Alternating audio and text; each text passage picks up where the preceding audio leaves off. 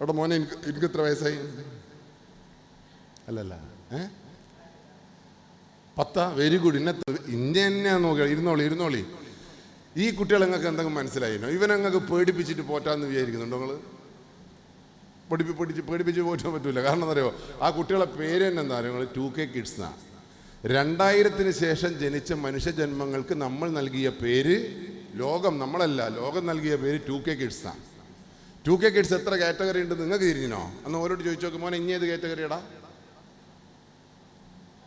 കേട്ടിക്കല്ലേ? ആൽഫയ പോലും. നിങ്ങളിപ്പം പറയാം തങ്കുക്കുട്ടൻ 13. തങ്കുക്കുട്ടനൊന്നല്ല, ഓൻ തന്നെ പറയാം ഞാൻ ആൽഫയാണ്. ഈ ജെൻസിയിൽ ഈ 2K കിഡ്സിന് കുറേ കാറ്റഗറി ഉണ്ട്. ആൽഫ, ബീറ്റ, ജെന്നെ, ജെൻബി, ജെൻസി. ഓൻ പറയുന്ന ഓൻ ആൽഫ എന്നാ. ഞാൻ വിചാരിക്കുന്ന ഓൻ ജെൻസി എന്നാണ് ഞാൻ വിചാരിച്ചത്. അതിനേക്കാൾ ഒരു സ്റ്റെപ്പ് മേലോട്ടാവാൻ പോയത്. ഓൻ ആൽഫ കുട്ടിയാണ്. ആൽഫ കുട്ടീൻ്റെ പ്രത്യേകത എന്താ? നിങ്ങൾക്ക് ഇരിഞ്ഞു ഇതുവരെ ഈ ആൽഫ കുട്ടീനെ നിങ്ങൾക്ക് ബഹളപ്പാടുണ്ടെന്ന് ഓറ്റാൻ പറ്റില്ല. ആ കുട്ടിയുടെ പ്രത്യേകത ആദ്യം പഠിച്ചവിടെ വെച്ചോളി. അവിടെ 13. ഞാൻ എൻ്റെ സ്വഭാവം പറയും. അത് സത്യമാണോ കളവാണോ എന്ന് ഇനി പറയണം. കളവാണെങ്കിൽ എണീറ്റ് നിന്ന് ഊക്കിട്ടോ. ഓക്കെ രക്ഷകർത്താക്കളെ, ഈ കുട്ടീൻ്റെ സ്വഭാവം ഞാൻ പറയും. നിങ്ങളെ വീട്ടിലെ കുട്ടികളുടെ സ്വഭാവം ഞാൻ പറയാം. സത്യമാണോ എന്ന് നിങ്ങൾ പറയണം കേട്ടോ. ഇവൻ്റെ ഏറ്റവും വലിയ പ്രത്യേകത എന്താ അറിയോ? ആ കുട്ടിക്ക് 14 മിനിറ്റിലപ്പുറം ഒരു കസേലമ്മിൽ അടങ്ങി ഒതുങ്ങിയിരിക്കാൻ പറ്റില്ല. അപ്പളക്കീറ്റേക്ക് ചൊറിച്ചലും മാന്തലും എന്തെല്ലോ ഒരു ചൂടാന്തിരിയും പുകച്ചലും ഉണ്ടാവും. ശരിയാണോ തെറ്റാണോ? യെസ്, കണ്ട കറക്റ്റാണ്. നിങ്ങളിങ്ങനെ ഒത്തിരിഞ്ഞോളി. അപ്പോൾ സ്വാഭാവികമായിട്ടും ആ കുട്ടികൾക്ക് ആ കുട്ടീനെ കുറിച്ച് ബോധ്യമുണ്ട്. നിങ്ങൾക്ക് ഇതുവരെ ബോധ്യമായിക്കില്ല. അപ്പോൾ ആ കുട്ടീൻ്റെ കുഴപ്പമില്ലത്. അത് ജെൻസി ആൽഫ കുട്ടികളുടെ ഏറ്റവും വലിയ പ്രത്യേകതയാണ്. ഒരിക്കലും മര്യാദയ്ക്ക് ഇരിക്കാൻ പറ്റൂല ഈറ്റേക്ക്. അപ്പോൾ നമ്മളെല്ലാം നമ്മളെ വാദം അതാണല്ലോ. എൻ്റെ അച്ഛനെല്ലാം പറയും നമ്മളെല്ലാം കാലത്ത് ഒന്നങ്ങ് കൊടുക്കാനാണ് തോന്നുന്നത്. നമ്മളെന്ത് കാലം? നമ്മളെ കാലത്ത് നമ്മളെന്താ ഇങ്ങനെ ഇരുന്നേന്ന് പറയും. നിങ്ങളിപ്പോൾ ഇരിക്കുമ്പോഴാ. കാരണം ഞാനെല്ലാം 70-80 കിഡ്സാണ്. 70-80 കിഡ്സിൻ്റെ പ്രത്യേകത എന്താ പറയുക? ഉളുപ്പില്ലാണ്ട് 45 മിനിറ്റ് നമ്മളിരിക്കും. അതുകൊണ്ടാണ് നമ്മളെ ക്ലാസ് റൂം 45 മിനിറ്റ് ആക്കിയത്. കൃഷ്ണമാഷ് എന്ത് തെറി വിളിച്ചാലും പ്രശ്നമില്ല. മരക്കുറ്റി പോലെ അത് കേൾക്കാനുള്ള ശക്തി ആർക്കുണ്ടായിരുന്നു? 70-80 കിഡ്സിനുണ്ടായിരുന്നു. പക്ഷേ ഇന്നത്തെ കുട്ടിക്ക് അതില്ല. ശരിക്കും ഒന്നും കൂടി നല്ലോണം പറഞ്ഞാൽ നമ്മൾ ഗുഡ്സ് ട്രെയിനാണ്, അത് വന്ദേ ഭാരത് ട്രെയിനാണ്. വന്ദേ ഭാരതിൻ്റെ പ്രത്യേകത എന്താ അറിയോ? അതിന് എത്ര നല്ല ബസ് സ്റ്റോപ്പ് റെയിൽവേ സ്റ്റേഷൻ ഉണ്ടായിട്ടൊന്നും കഴിയില്ല. അതിന് നേരെയില്ല. കാസർഗോഡ് നിന്ന് പറക്കണോ, എങ്ങനെയെങ്കിലും തിരുവനന്തപുരത്ത് എത്തണം, അതേപോലെ തിരിച്ചും വരണം. ശരിയാണോ? ഗുഡ്സിൻ്റെ പ്രത്യേകത അതിന് റെയിൽവേ സ്റ്റേഷനും വേണ്ട, ലൈറ്റും വേണ്ട, എവിടെയെങ്കിലും നിർത്തി അവിടെ ഉളുപ്പില്ലാണ്ട് നിർത്തുക, എപ്പെങ്കും പോവുക. അത് തമ്മിലുള്ള വ്യത്യാസം പഠിച്ചു വെച്ചാൽ നമുക്ക്. ഇനി രണ്ടാമത്തെ പ്രത്യേകത കഴിഞ്ഞില്ല. രണ്ടാമത്തെ ഈ ജെൻസി പിള്ളേരുടെ പ്രത്യേകത എന്താ അറിയോ? ഓലിക്ക് ഒടുക്കത്തെ ബുദ്ധിയാണ്, ഭീകര ബുദ്ധിയാണ്. നമ്മുടെ ഒരു 50 വയസ്സുള്ള മനുഷ്യൻ്റെ തലച്ചോറിലെ ന്യൂറോൺസിനേക്കാൾ 10,000 മടങ്ങ് ന്യൂറോൺസിന് ശക്തിയുള്ള കുട്ടികളത്. ഭയങ്കര ബുദ്ധിയായിരിക്കും ഐറ്റേക്ക്. ശരിയാണോ തെറ്റാണോ? പക്ഷെ ഒരൊറ്റ തകരാറേ ഉള്ളൂ, വേണ്ടാത്ത ബുദ്ധി ഐറ്റേക്ക് ഉണ്ടാവുക. തിരിച്ചറിവ് വളരെ ചുരുക്കമായിരിക്കും. ആലോചിച്ച് നോക്ക്, നിങ്ങളുടെ വീട്ടിൽ മൊബൈൽ ഫോൺ നമുക്ക് എന്തെങ്കിലും തിരിച്ചു നമുക്ക് ആകെ ഞെക്കുക കട്ടാക്കുക. ഐറ്റേക്ക് ഞെക്കുകയും കട്ടാക്കുകയും ചെയ്യും. ഉള്ള സാധനം എവിടെയെങ്കിലും ഒളിപ്പിച്ചിട്ട് എന്തും ഐറ്റുകൾ അതിനെ കൊണ്ട് ചെയ്ത് കളിയും. ഇനി റിമോട്ട് കൺട്രോൾ, വീട്ടിൽ റിമോട്ട് കൺട്രോളില്ലേ മാഡം? നിങ്ങൾക്ക് എത്ര റിമോട്ട് കൺട്രോളിൻ്റെ എത്ര സ്വിച്ച് അറിയാം? ആ മേലത്തെ ചോപ്പും ആ പ്ലസും മൈനസും. എന്നാൽ ആ കുട്ടിയോട് ചോദിച്ചു നോക്ക്, ഓനതിൻ്റെ കോൺട്രാസ്റ്റ് ഈ കോംപ്ലിക്കേഷൻ ഇങ്ങനെ കുടുംബമെന്നെല്ലാം പറയുമ്പോൾ ഇല്ലേ നമ്മളങ്ങ് കോരിത്തരിച്ചു. ഒന്നും പേടിക്കണ്ട, അതിറ്റേക്ക് ആ ബുദ്ധി ആയിട്ടേക്ക് ഉണ്ട്. പക്ഷേ തിരിച്ചറിവ് എന്ന് പറയുന്ന സാധനം വളരെ കുറവാണ്. അതുകൊണ്ട് നമ്മൾ ജെൻസി കുട്ടികളെ പോറ്റുമ്പോൾ വളരെ ശ്രദ്ധിക്കണം എന്ന് പറയുന്നത്. മൂന്നാമത്തെ പ്രത്യേകത, ഈ കുട്ടി കൊടുക്കത്ത ധൈര്യമാണ്. പ്രായം കൂടുന്തോറും ധൈര്യം കുറയും. ശരിയാണോ തെറ്റാണോ? ഈ കുട്ടികൾ സ്കൂളിൽ നിന്ന് 4:30 വരുന്ന കുട്ടിയാന്ന് വിചാരിച്ചോ, ഒരു ദിവസം 4:45 എന്ന് വെച്ചോ, അമ്മേൻ്റെ നിലപാട് എന്തായിരിക്കും?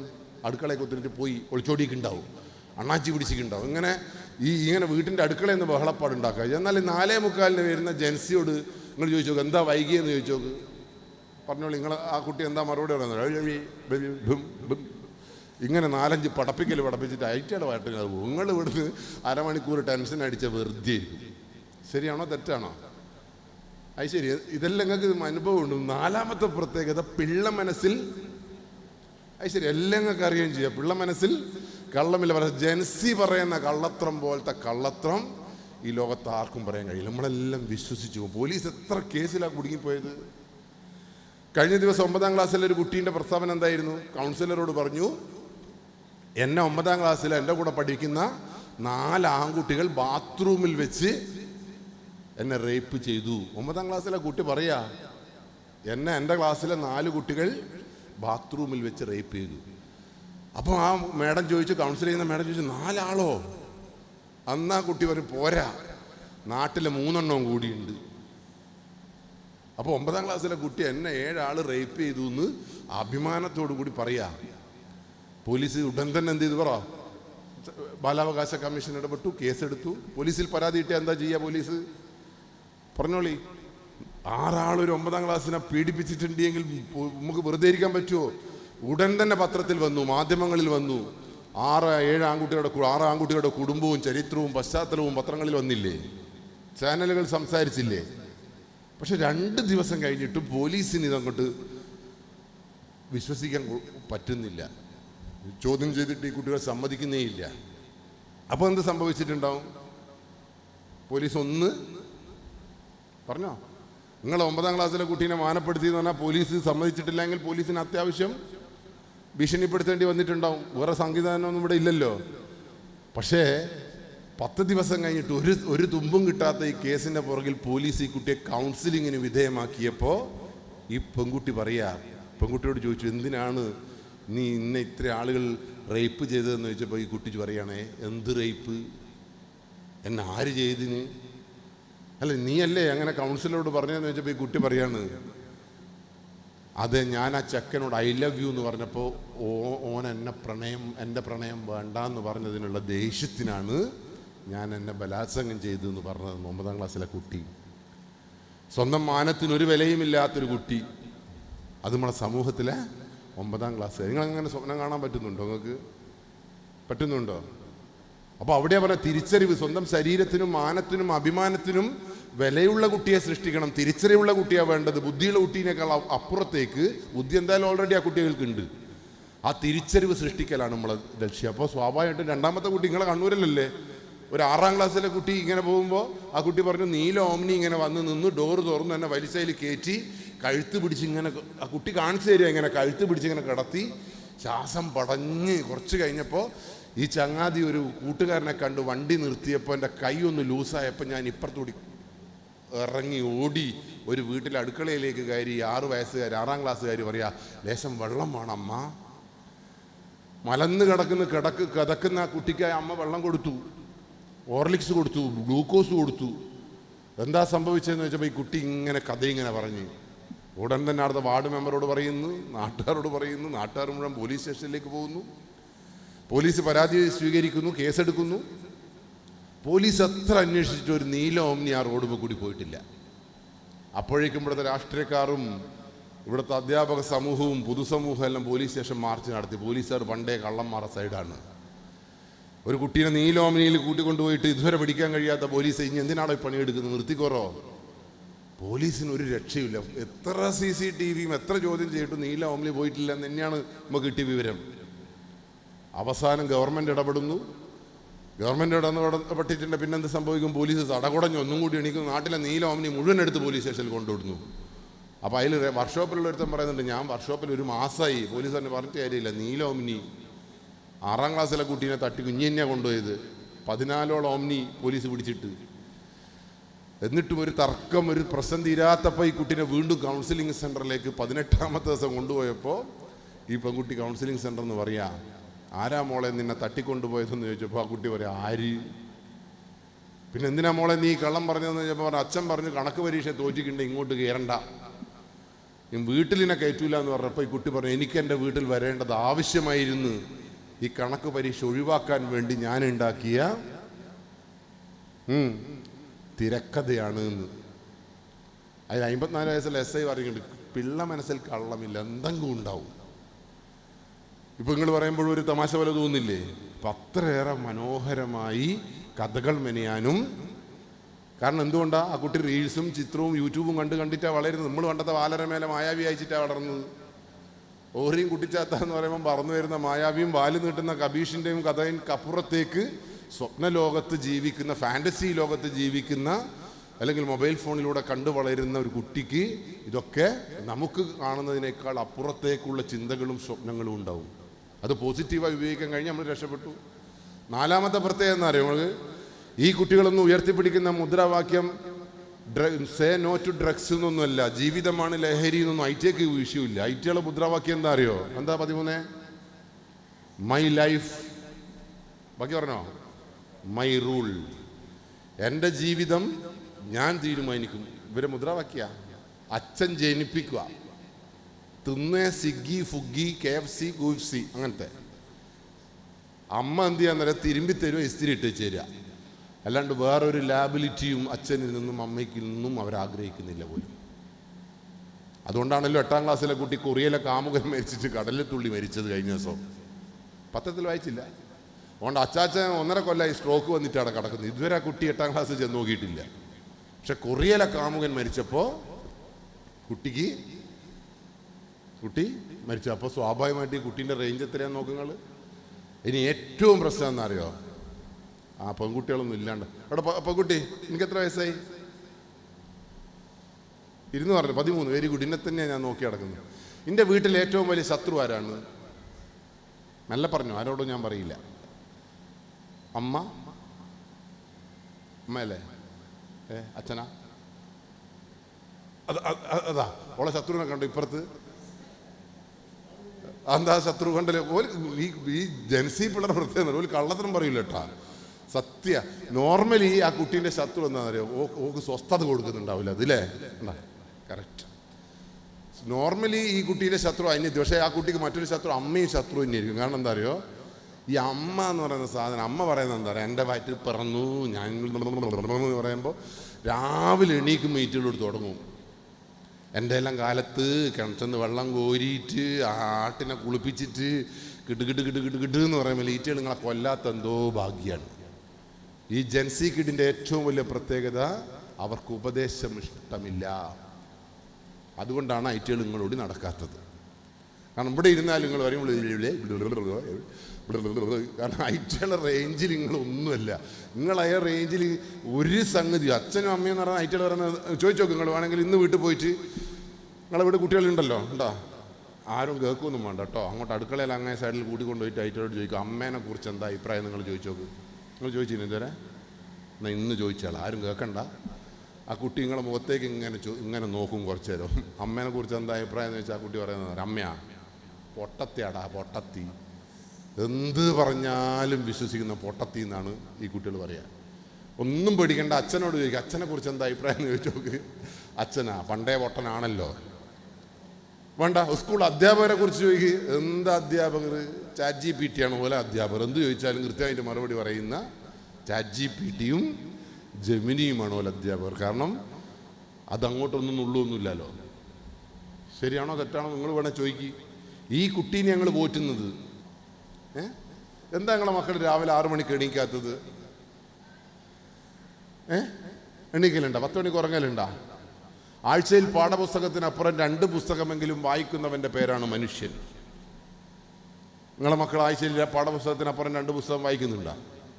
ഉണ്ടോ? അത് ശരി. 18 വയസ്സിന് താഴെയുള്ള കുട്ടികൾക്ക് മൊബൈൽ ഫോൺ സ്വതന്ത്രമായി കൊടുക്കരുതെന്ന് നിയമമുള്ള നാടാണ് ഇവിടെ. മൊബൈൽ ഫോൺ കൊടുക്കരുതെന്ന് വേണ്ടി പറയുന്നത് സ്വതന്ത്രമായി കൊടുക്കരുതെന്നാണ്. മനസ്സിലായില്ലേ? ഓസ്ട്രേലിയയിൽ 16 വയസ്സ് വരെയുള്ള കുട്ടികൾക്ക് സോഷ്യൽ മീഡിയ നിരോധിച്ചു. ദുബായിൽ നിരോധിച്ചു. ഫിൻലാൻഡിൽ, സ്വീഡനിൽ. എന്തിനാണ് നിരോധിച്ചത്? ജർമ്മനിയിൽ, വികസിത രാഷ്ട്രമാണല്ലോ ജർമ്മനിയിൽ 18 വയസ്സിന് താഴെയുള്ള കുട്ടീനെ രാത്രി 8 മണി കഴിഞ്ഞാൽ പൊതുസ്ഥലത്ത് കാണരുത്. അറിയോ നിങ്ങൾ? നിങ്ങൾ ശ്രദ്ധിച്ചിട്ടുണ്ടോന്ന് അറിയില്ല. കഴിഞ്ഞ യൂറോ കപ്പ് ജർമ്മനിയിലാണ് നടന്നത്. കഴിഞ്ഞ യൂറോ കപ്പിലെ ഏറ്റവും പ്രധാനപ്പെട്ട ഫുട്ബോൾ താരത്തിൻ്റെ പേര് സ്പെയിനിൻ്റെ യമൽ എന്ന് പറയുന്നൊരു ചങ്ങായി അല്ലേ? യാമിലിൻ്റെ പ്രത്യേകത യൂറോ കപ്പിൽ നിന്ന് 8 മണിയായപ്പോൾ ശരിക്കും അവർ ജയിക്കേണ്ടുന്ന കളിയിൽ 8 മണി 7:55 ആയപ്പോൾ കത്തിക്കളിച്ച് നടക്കുന്ന യാമിലിനെ കളിക്കളത്തിൽ നിന്ന് പിൻവലിച്ചു യൂറോ കപ്പിൽ. എന്തിന്? ജർമ്മനിയിൽ നിങ്ങൾ ഏത് ലോകോത്തര കിടിലന്മാരായാലും 8 മണിക്ക് ശേഷം 18 വയസ്സിന് താഴെയുള്ള കുട്ടീനെ പൊതുസ്ഥലത്ത് കാണരുത്. രാജ്യത്തിന് വേണ്ടി കളിക്കുന്ന യാമിലിനെ പോലും കളിക്കളത്തിൽ നിന്ന് പുറത്തിറക്കേണ്ടി വന്നു ആ രാജ്യത്തിൽ കളിക്കുമ്പോൾ. ഇവിടെയോ 8 മണിക്കാണ് ഈറ്റകൾ പുറത്തിറങ്ങുക. കുറുക്കൻ്റെ സ്വഭാവം ഇവിടുത്തെ എല്ലാത്തിനും. ശരിയാണോ തെറ്റാണോ? അപ്പം ഇവിടെ തിരുത്തപ്പെടേണ്ടത്. കാലങ്ങൾ കുറേ മാറി. ഇവിടെ കുറേ പെണ്ണുങ്ങൾ കള്ള് ഷാപ്പിൽ പോയി കള്ളു കുടിച്ചത് കൊണ്ടോ ഇങ്ങനെ പെൺകുട്ടികൾ ഇങ്ങനെ ട്രൗസർ ഇട്ട് നടന്നതുകൊണ്ടൊന്നും വിപ്ലവം സൃഷ്ടിക്കാൻ കഴിയില്ല. മാനവും അഭിമാനവും സംരക്ഷിച്ചുകൊണ്ട് കുടുംബത്തോടൊപ്പം ജീവിക്കാൻ കഴിയുന്ന സാമൂഹ്യ ഉത്തരവാദിത്വ ബോധമുള്ള കുട്ടിയെ സൃഷ്ടിക്കണം. അതെന്തുകൊണ്ടാണ് സൃഷ്ടിക്കാൻ കഴിയാത്തത്?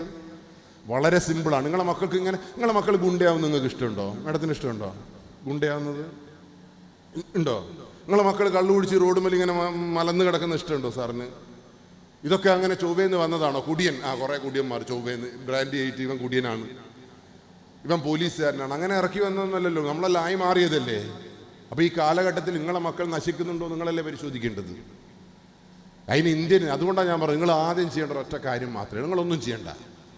നിങ്ങളെ കുടുംബം നല്ലോണം ജീവിക്കണമെന്ന് നിങ്ങൾക്ക് ആഗ്രഹമുണ്ട് എങ്കിൽ നിങ്ങൾ കള്ളന്മാരല്ലാതെ ജീവിക്കണം. എങ്ങനെ ജീവിക്കണം? ഒന്ന് പറ. കള്ളന്മാരല്ല. നിങ്ങൾ കള്ളന്മാരാണോ മാഡം? നിങ്ങൾ കള്ളത്തിയാണോ? നിങ്ങൾക്ക് കള്ളത്തി എന്ന് വിളിക്കുന്നത് ഇഷ്ടമാണോ? മാഡത്തിന് ഇഷ്ടമാണോ? സാറേ നിങ്ങളെ സ്ഥിതി എന്താ? നിങ്ങൾ കള്ളനാണോ? Very good. അല്ല സാറേ നിങ്ങളോ? ഇത്രയും കള്ളത്തരം പറയുന്ന മനുഷ്യന്മാരെ ഞാൻ ആദ്യമായിട്ട് കാണുവാണ്. അതിനാരായി കള്ളൻ ആരാന്ന് തിരിഞ്ഞോ നിങ്ങൾക്ക്? അല്ല നിങ്ങൾക്ക് തിരിഞ്ഞോ കള്ളൻ ആരാന്ന്? കള്ളം പറയും. കള്ളം എന്താ? സത്യം. നിങ്ങൾ മലയാളി കേട്ടോ. നിങ്ങളെ വീട് എവിടെയാ? അതിൻ്റെ അപ്പുറത്ത്, ഇപ്പം അതിൻ്റെ ഇപ്പുറത്ത്, ഇങ്ങനെ എല്ലാം മലയാളിക്ക് എന്തിനൊരു മറുപടി ഉണ്ടാവും. അപ്പോൾ സ്വാഭാവികമായിട്ട് എൻ്റെ മുമ്പിലിരിക്കുന്ന ആളുകൾക്ക് കള്ളൻ എന്ന് പറയുന്ന വാക്കിൻ്റെ ഡെഫിനിഷൻ അറിയുന്ന എത്ര ആളുണ്ട്? വളരെ ചുരുക്കം അല്ലേ? പക്ഷെ നമുക്കെല്ലാം കള്ളൻ അറിയാം. അപ്പോൾ നിങ്ങൾക്ക് കള്ളനാവുന്ന ഇഷ്ടമല്ല, ശരിയല്ലേ? എന്നാൽ ഞാൻ ചോദിക്കട്ടെ, പോട്ടെ, അത് വിട്ടേക്ക്. കള്ളൻ ആരാന്ന് നിങ്ങൾക്ക്? നിങ്ങളെ വീട്ടിൽ ഇന്ന് രാത്രി ഒരു കള്ളൻ കയറി, നിങ്ങൾ എന്ത് ചെയ്യും? സാറേ നിങ്ങളെ വീട്ടിലെ കള്ളം കയറി, നിങ്ങൾ എന്ത് ചെയ്യും? പിടിക്കാൻ പറ്റുമോ നോക്കൂ അല്ലേ? Very good. മാഡം നിങ്ങളെ സ്ഥിതി എന്താ കള്ളം കയറിയാല്? നമ്മളെ മലയാളികൾ പറയുന്ന 3 ഉത്തരം ഞാനിതുവരെ. കള്ളം കയറി എന്താ ചെയ്യാന്ന് വെച്ചാൽ ചില ആൾ നിലവിളിക്കും, കള്ളം വന്നേന്ന് നിലവിളിക്കും. രണ്ടാമത്തെ പോലീസിനെ വിളിക്കും. കുറച്ചാൾ എന്ന് പറയും, നേരത്തെ നിങ്ങൾ പറഞ്ഞ പോലെ ചാക്കിട്ട് മൂടി ഒലക്കൊണ്ടടിക്കും.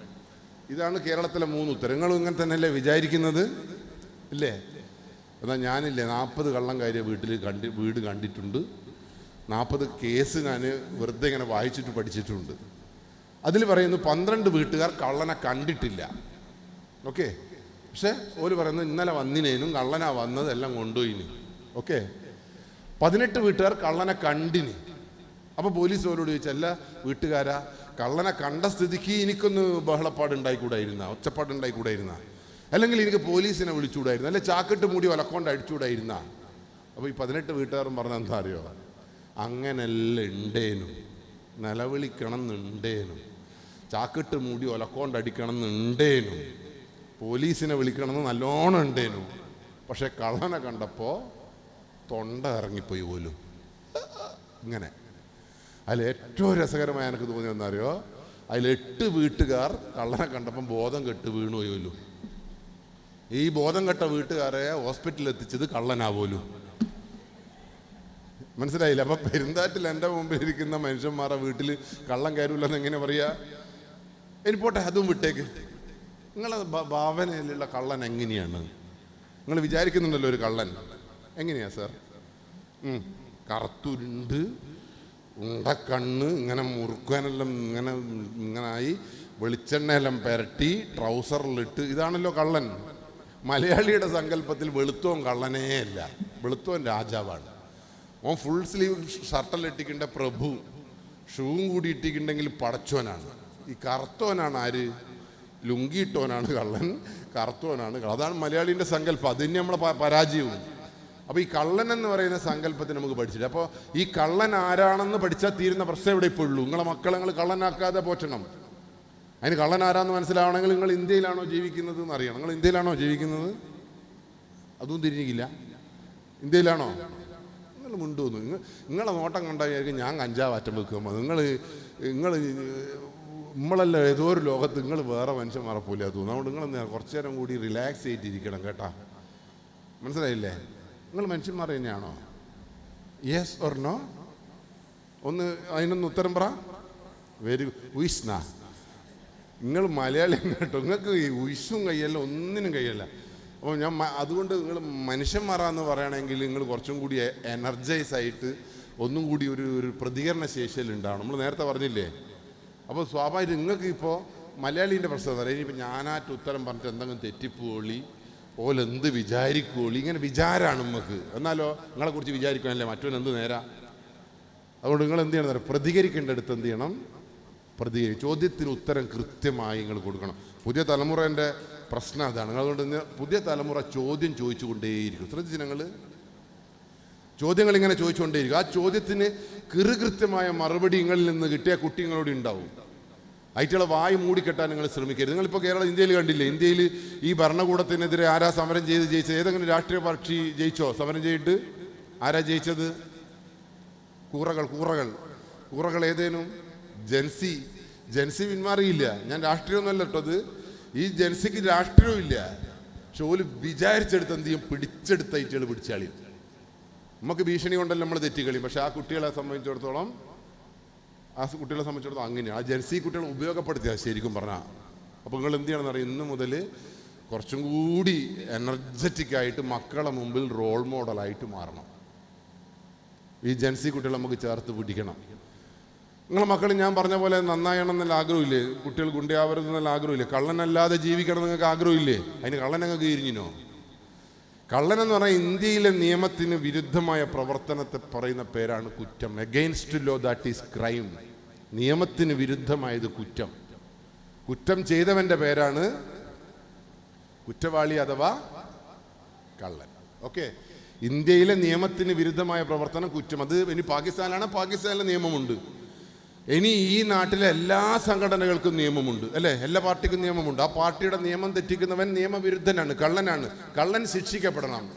ഈ വാദത്തോട് നിങ്ങൾ യോജിക്കുന്നുണ്ടോ? ഇപ്പോൾ നമ്മൾ പഠിച്ചു കഴിഞ്ഞു. നിങ്ങൾ ജീവിതത്തിലെ ഏറ്റവും പ്രധാനപ്പെട്ട സംഗതി നിങ്ങൾ പഠിച്ചു കഴിഞ്ഞു. ആരാണ് കള്ളൻ നിങ്ങൾ പഠിച്ചു കഴിഞ്ഞു. നിയമത്തിന് വിരുദ്ധമായത് കുറ്റം ചെയ്തവൻ കുറ്റവാളി അഥവാ കള്ളൻ ശിക്ഷിക്കപ്പെടണം. ഈ വാദത്തോട് നിങ്ങൾ യോജിക്കുന്നുണ്ടോ? എങ്കിൽ ഞാനൊരൊറ്റ ചോദ്യം അങ്ങോട്ട് ചോദിക്കും. നിങ്ങളുടെ വീട്ടിൽ കള്ളനുണ്ടോ? കള്ളനുണ്ട് എങ്കിൽ നിങ്ങൾ അവനെ ആവശ്യത്തിന് ശിക്ഷിച്ചിട്ടുണ്ടോ? ഇന്ത്യൻ നിയമം ഒരൊറ്റ കാര്യം പറയുന്നുണ്ട്. 18 വയസ്സിന് താഴെയുള്ള ജൻസി പിള്ളേർ പ്രത്യേകം ഞാൻ പറഞ്ഞല്ലോ, അന്തം വിട്ട ബുദ്ധി, ഒടുക്കത്തെ ധൈര്യം, വേണ്ടാത്ത ചിന്ത. ശാസ്ത്രം പറയുന്നു 13 to 19 ടീനേജേഴ്സ്, കൗമാരപ്രായക്കാർ, ശരീരത്തിൽ ഒട്ടേറെ രാസമാറ്റങ്ങൾ വരുന്ന, ഹോർമോൺ വ്യതിയാനങ്ങൾ വരുന്ന, ശാരീരികമായ മാറ്റങ്ങൾ വരുന്ന പ്രായം 13 to 19. വിസ്ഫോടനാത്മകമായ പ്രായം. കാരണവന്മാർ പറഞ്ഞു തൊട്ടാൽ പൊട്ടുന്ന പ്രായം, തൊട്ടാൽ പൊട്ടിത്തെറിക്കുന്ന പ്രായം. ഇന്ത്യൻ നിയമവും പറയുന്നു 18 വയസ്സ് വരെയുള്ള കുട്ടികളെ നിയന്ത്രിക്കാൻ, ശാസിക്കാൻ, തിരുത്താൻ ചങ്കൂറ്റമുള്ളവന്റെ പേരാണ് രക്ഷാകർത്താവ്. ഇന്ത്യൻ നിയമം വളരെ വ്യക്തമായിട്ട് എഴുതി വെച്ചിട്ടുണ്ട്. എന്താ എഴുതി വെച്ചത്? എന്താ 13 എഴുതി വെച്ചത്? എനിക്ക് അന്തം വിട്ട ബുദ്ധിയാണ്, 18 വയസ്സ് വരെ നിന്നെ നിയന്ത്രിക്കാനും ശാസിക്കാനും തിരുത്താനും ആർക്ക് പവറുണ്ട്? പക്ഷെ ഇതിൻ്റെ അവകാശങ്ങളെല്ലാം സംരക്ഷിക്കപ്പെടുകയും വേണം. കുട്ടികൾക്ക് ഇങ്ങോട്ടും ബാധ്യതയുണ്ട്, നമുക്ക് അങ്ങോട്ടും. നിങ്ങൾ എത്ര മക്കളെ പഠിപ്പിച്ചു അത്? അപ്പൊ അവിടെയാണ് വിഷയം. അപ്പൊ 18 വയസ്സ് വരെ കുട്ടീൻ്റെ ഏത് പ്രശ്നം സംഭവിച്ചാലും അതിനുള്ള ഉത്തരവാദി അച്ഛനാണ്. എൻ്റെ മോള് 9ാം ക്ലാസ്സിലാണ്. 9ാം ക്ലാസ്സിലെ മകൾ ഒളിച്ചോടിയിട്ടുണ്ട് എങ്കിൽ അതിൻ്റെ പരിപൂർണ്ണ ഉത്തരവാദിത്വം എനിക്കാണ്. എൻ്റെ 9ാം ക്ലാസ്സിലെ മകൾ ഗർഭിണിയായിട്ടുണ്ട് എങ്കിൽ അതിൻ്റെ പരിപൂർണ്ണ ഉത്തരവാദിത്വം അച്ഛനാണ്. എൻ്റെ മകൾ സൂയിസൈഡ് ചെയ്തിട്ടുണ്ട് എങ്കിൽ, കാരണം അവളെ 18 വയസ്സ് വരെ നിയന്ത്രിക്കേണ്ടതും ശാസിക്കേണ്ടതും തിരുത്തേണ്ടതും ആരായിരുന്നു? അതാണ് ഇന്ത്യൻ നിയമം നമ്മളോട് പറഞ്ഞു തരുന്നത്. നിങ്ങൾ ആരെങ്കിലും പഠിച്ചോ? ഇനി എന്തുകൊണ്ട് അതിനിടയിൽ കുട്ടി വഴിതെറ്റി പോകുന്നു എന്നുള്ള ചോദ്യത്തിന് വളരെ സിമ്പിളാ ചോദ്യം. സിഗ്മണ്ട് ഫ്രോയിഡ് അതിന് മറുപടി പറഞ്ഞിട്ടുണ്ട്. ഇനി പോട്ടെ, ഞാൻ പറഞ്ഞല്ലോ നിയമത്തിനെതിരായ പ്രവർത്തനം കുറ്റം ചെയ്തവൻ കള്ളൻ. അപ്പോൾ കള്ളൻ നിങ്ങൾക്ക് മനസ്സിലായല്ലോ.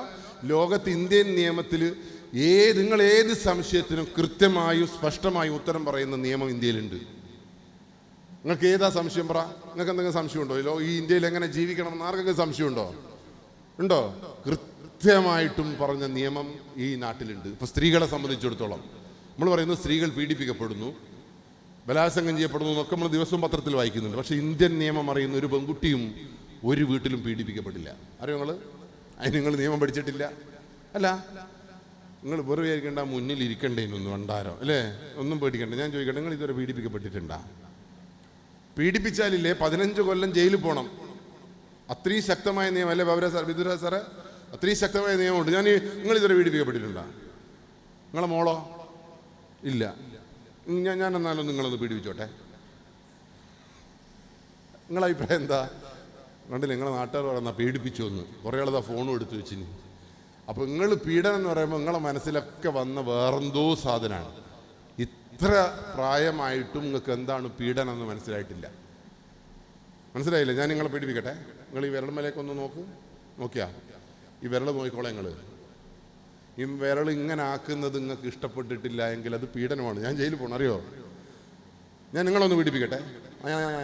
അല്ലേ, ഈ കൊഞ്ഞനം കുത്തൽ നിങ്ങൾക്ക് ഇഷ്ടപ്പെട്ടിട്ടില്ല എങ്കിൽ അതൊരു പീഡനമാണ്. 14 സെക്കൻഡ് ഒരു സ്ത്രീയുടെ കണ്ണിലേക്ക് ഇങ്ങനെ തുറിച്ചു നോക്കിയിട്ടുണ്ടെങ്കിൽ ആ നോട്ടം ഇഷ്ടമില്ല എങ്കിൽ അത് പീഡനമാണ്. ഇത്രയേറെ 14 കൊല്ലം തടവുള്ള നാട്ടിലാ സ്ത്രീകൾ പീഡിപ്പിക്കപ്പെടുന്നു എന്ന് പറയുന്നത്. അപ്പോൾ നിങ്ങൾ വിചാരിച്ച പീഡനം വേറെന്തുമാണ്, അതെനിക്കറിയാം. അപ്പം അതിന് പോലും ശിക്ഷയുണ്ട് ഇവിടെ. നിങ്ങൾ കല്യാണം കഴിച്ചിട്ട് എത്രയായി? അന്നാ അനങ്ങണ്ടേക്ക് 7 കൊല്ലം വരെ കല്യാണം കഴിച്ച ഒരു പെൺകുട്ടി ആ ഭർത്താവിൻ്റെ വീട്ടിൽ തൂങ്ങി അരിച്ചിട്ടുണ്ടെങ്കിൽ അതിനെ കൊല്ലണം നമ്മൾ. കാരണം 7 കൊല്ലം വരെ ഒരു ഭാര്യ ഭർത്താവിൻ്റെ വീട്ടിൽ സ്ത്രീക്ക് പരിരക്ഷ കൊടുക്കുന്ന മറ്റൊരു നിയമം ലോകത്ത് വേറെ എവിടെയാണ് ഉള്ളത്? ആ പെൺകുട്ടിയെ വേദനിപ്പിച്ചാൽ, ആ പെൺകുട്ടി ഏതെങ്കിലും തരത്തിൽ ദ്രോഹിച്ചാൽ എല്ലാവരും ജയിലിൽ പോകുന്ന നിയമമുണ്ട് ഇവിടെ. ഡൊമസ്റ്റിക് വയലൻസ് ആക്ട് ഒക്കെ ഉണ്ട് ഇവിടെ. പക്ഷെ ഇതൊന്നും ഒരൊറ്റ ഒരാളും പഠിക്കാണ്ട് ഇവിടെ പറയാണ് എന്ത് നാട്. കുവൈത്തിൽ ചെന്ന് നോക്ക്, അവിടെ മുറിക്കും. എന്ത് മുറിക്കും? അതുകൊണ്ട് പ്രിയപ്പെട്ടവരെ, നമ്മൾ എന്ത് ചെയ്യണം? അതിന് മൊബൈൽ ഫോൺ എങ്ങനെ ഉപയോഗിക്കരുതെന്ന് നിയമമുണ്ട്. മാഡത്തിൻ്റെ അടുത്ത് മൊബൈലില്ലേ? അത് നിങ്ങളെ EMI വാങ്ങിയിട്ടെല്ലാം വാങ്ങിയായിരിക്കും, സിം നിങ്ങളായിരിക്കും. പക്ഷേ എങ്ങനെ ഉപയോഗിക്കണമെന്ന് പറഞ്ഞൊരു നിയമമുണ്ട്. ആ നിയമം തെറ്റിച്ചാൽ നിങ്ങൾ കള്ളത്തിയാണ്, ജയിലിൽ പോകണം. ബൈക്ക്, നിങ്ങളെ ബൈക്കാണ് 13, എനിക്ക് ബൈക്ക് വാങ്ങണമെന്ന് ആഗ്രഹമില്ലേ? ഉണ്ടാ? അഥവാ ഉണ്ടെങ്കിൽ 18 വയസ്സ് കഴിയാണ്ട് ലൈസൻസ് ഇല്ലാണ്ട് വണ്ടി ഓടിച്ചിട്ടുണ്ടെങ്കിൽ എൻ്റെ അച്ഛൻ ജയിലിൽ പോകും. അത്രയേറെ ശക്തമായ നിയമം ഇവിടെ ഉണ്ട്. 18 വയസ്സിന് താഴെയുള്ള കുട്ടി ബൈക്ക് ഓടിച്ചാൽ പറഞ്ഞോ രക്ഷകർത്താവ് ജയിലിൽ പോകണമെന്ന് 3 കൊല്ലം വരെ തടവ് കിട്ടും. അപ്പോൾ നിങ്ങളെ മക്കൾ 5 വയസ്സിൽ ബൈക്ക് ഓടിക്കുമ്പോൾ ശരിക്കും നിങ്ങളെ നോക്ക് എന്ത് റിസ്ക്കാണ്. നിങ്ങൾക്ക് എന്തെങ്കിലും ബോധമുണ്ടോ ഇവിടെ? ഞാൻ കഴിഞ്ഞ ദിവസം ഒരു ക്ലാസ് എടുത്തിരുന്നു കേട്ടോ, ഒരു സ്കൂളുകളുടെ നാട്ടിൽ. അപ്പോൾ 18 വയസ്സിന് താഴെ ബൈക്ക് ഓടിച്ചാൽ അമ്മയോ അച്ഛനോ ജയിലിൽ 3 കൊല്ലം പോകുന്ന പറയുമ്പോൾ ഒരു അമ്മ എണീറ്റ് വരും, എൻ്റെ പഠിച്ചോനെ പാഞ്ചലുള്ള ചക്കനോട് എന്നെ കൂട്ടുവാൻ വരുവാൻ പറഞ്ഞു, ഇനിയിപ്പോൾ എന്താക്കുന്നു? അപ്പോഴാണ് ആ അമ്മക്ക് എന്ത് വന്നത്? ബോധം വന്നു. അങ്ങനെ നിയമമുണ്ടെന്ന്. ഇനി കള്ള് 18 വയസ്സിന് താഴെ കുട്ടിക്ക് കള്ള് തൊടാൻ കൊടുക്കരുത് എന്നാണ് നിയമം. കൊടുത്തവനും മുറ്റവനും എല്ലാം ജയിലിൽ പോകണം. അപ്പോൾ ഇന്ത്യയിൽ അങ്ങനെ ഒരു ഇങ്ങനെ എല്ലാ കാര്യത്തിനും നിയമമുള്ള നാട്ടിലാണ്, നമ്മളെ നാട്ടിലാണ് എല്ലാ നാശവും ഉണ്ടാകുന്നത്. അപ്പോൾ ആരാ കുറ്റക്കാർ? പറ. എനിക്ക് ചോദിക്കട്ടെ, എല്ലാം മനസ്സിലായല്ലോ നിങ്ങൾക്ക്? ഒരിക്കൽ കൂടി ഞാൻ എൻ്റെ ചോദ്യം ആവർത്തിക്കുന്നു. സർ, നിങ്ങൾ കള്ളനാണോ? അല്ല. Very good. മാഡം, നിങ്ങളുടെ സ്ഥിതി എന്താ? കള്ളത്തിയല്ല. വിളിക്കുന്നതിന് ഇഷ്ടമല്ലെന്ന് എനിക്കറിയാം. എന്നാൽ ഒരു കാര്യം ഞാൻ പറയട്ടെ, എന്നാൽ നിങ്ങൾ ഇന്ത്യയിലാണ് ജീവിക്കുന്നതെങ്കിലില്ലേ, ഇന്ത്യയിൽ ജീവിക്കുന്ന ഓരോ മനുഷ്യനും ഇന്ത്യയിലെ നിയമങ്ങൾ അറിഞ്ഞിരിക്കണമെന്നാണ് നിയമം. ഇന്ത്യയിൽ നിയമം അറിയില്ല എന്ന് പറയുന്നത് ഒരു കുറ്റമാണ്.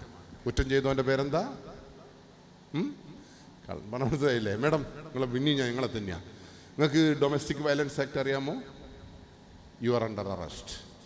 കാരണം ഇന്ത്യയിൽ നിയമം അറിയില്ല എന്ന് പറയുന്നത് ശരിക്കും ഈ ക്ലാസ് ഏടി എടുക്കണ്ടേന്ന് അറിയോ സാർ? ജയിലില്ല. കാരണം ഇവിടെ ആർക്കെങ്കിലും എന്തെങ്കിലും നിയമം അറിയാമോ? നമ്മളെല്ലാം തോന്നിയ പോലെ നടക്കുന്നു, തോന്നിയ പോലെ വരുന്നു, എന്തൊക്കെയോ ഇങ്ങനെ പറയുന്നു. ശരിയാണോ തെറ്റാണോ? അപ്പോൾ ഇന്ത്യയിലൊരു നിയമ സംവിധാനം ഉണ്ടെന്ന് നമ്മൾ ആരെ പഠിപ്പിക്കണം? നമ്മൾ 4 അതാണ് പറഞ്ഞത്. അതാണ് സിഗ്മണ്ട് ഫ്രോയിഡ് പറഞ്ഞത്. മനഃശാസ്ത്രത്തിൻ്റെ പിതാവ് വളരെ വ്യക്തമായി പറയും, നിങ്ങളെ കുട്ടി എന്തുകൊണ്ട് നിങ്ങളുടെ കൂടെ നടക്കുന്നില്ല, നിങ്ങളെ കുട്ടി എന്തുകൊണ്ട് ഗുണ്ടയാവുന്നു, എന്തുകൊണ്ട് കള്ളുകൂടിയനാവുന്നു, എന്തുകൊണ്ട് സാമൂഹ്യ വിരുദ്ധനാവുന്നു എന്ന ചോദ്യത്തിന് സിഗ്മണ്ട് ഫ്രോയിഡ് മറുപടി പറഞ്ഞിട്ടുണ്ട്. എന്താ മറുപടി പറഞ്ഞത്?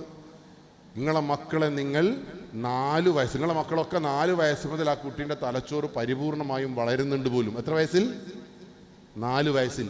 ആ കുട്ടിയുടെ തലച്ചോറിനോട് നിങ്ങൾ എന്താണോ പറഞ്ഞു കൊടുക്കുന്നത്, എന്താണോ കാണിച്ചു കൊടുക്കുന്നത്, എന്താണോ ശീലിപ്പിക്കുന്നത്, അതാണ് കുട്ടിയുടെ സ്വഭാവം, അതാണ് കുട്ടിയുടെ സംസ്കാരം, അതാണ് കുട്ടിയുടെ ശീലം, അതാണ് കുട്ടിയുടെ മതം, അതാണ് കുട്ടിയുടെ സംസ്കാരം, അതാണ് കുട്ടിയുടെ അഭിമാനം. പറഞ്ഞ മനസ്സിലായ?